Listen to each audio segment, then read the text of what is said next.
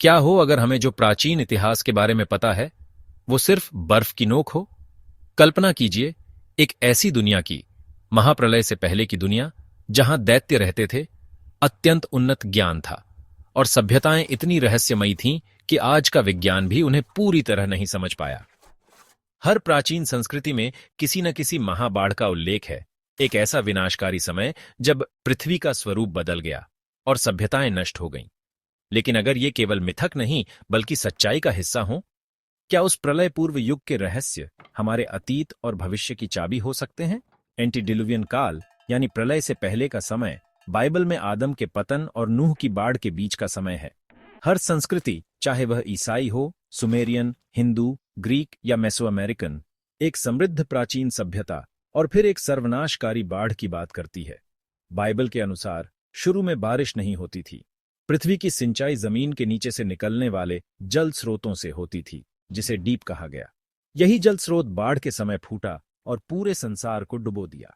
यह विचार पैंजिया सिद्धांत से भी मेल खाता है, जिसमें बताया गया है कि कभी संपूर्ण पृथ्वी एक विशाल भूखंड थी और उसके चारों ओर सिर्फ एक महासागर था। इस तरह की एकता से यह भी समझ में आता है कि क्यों दुनिया भर की संस्कृतियों में एक जैसी कहानियां, प्रतीक और मान्यताएं पाई जाती हैं। अब अगर वातावरण की बात करें तो उस समय हवा अधिक शुद्ध, स्वच्छ और ऑक्सीजन युक्त रही होगी, जिससे मानव अधिक समय तक जीवित रह सकता था। बाइबल और अन्य ग्रंथों के अनुसार उस समय के लोग सैकड़ों वर्ष तक जीवित रहते थे। आदम 930 वर्ष, सेठ 912 और लामेक 777 वर्ष की आयु तक। उस युग में न केवल जीवन लंबा था, बल्कि ज्ञान और निर्माण में भी अद्भुत प्रगति हुई। सुमेरियन अन्नुनाकी, मिस्र के देवता थोथ, माया और एजटेक के केत्जलकॉटल, झुलू संस्कृति के इनका और हॉपी जनजाति के काचिनास जैसे स्वर्ग से उतरे हुए प्राणी, इन सभी ने मानव को कृषि, खगोलशास्त्र, संगीत, औषधि, भवन निर्माण और गणित सिखाया। बाइबल में भी एनोक की पुस्तक और उत्पत्ति 4 में इसका उल्लेख है कि लोगों को कैसे ज्ञान प्राप्त हुआ।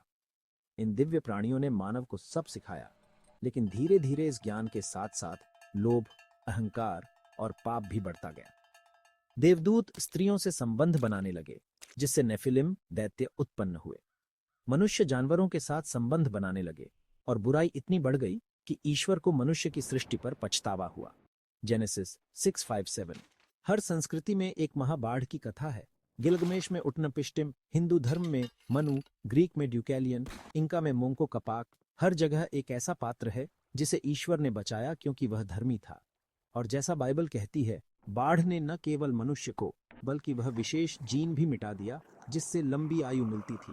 धीरे धीरे मानव की उम्र घटने लगी। अब्राहम 175 वर्ष तक जिए और समय के साथ औसत जीवन वही हो गया जो आज है। लेकिन क्या ये सब महज संयोग है? क्या हर संस्कृति एक ही कहानी बना रही थी, या फिर सचमुच एक ऐसा समय था जब पृथ्वी पर एक उन्नत, लंबी उम्र जीने वाली और दिव्य प्रेरणा से संपन्न सभ्यता थी? एक ऐसा युग जो अब इतिहास में खो गया है, लेकिन अगर हम उसे खोज सकें तो शायद हम न सिर्फ अपने अतीत को समझ पाएंगे बल्कि अपने भविष्य को भी। अगर आपको ये वीडियो पसंद आया हो तो लाइक करें, सब्सक्राइब करें और बेल आइकन जरूर दबाएं ताकि आप भविष्य में भी ऐसी ही दिलचस्प कहानियां सुन सकें।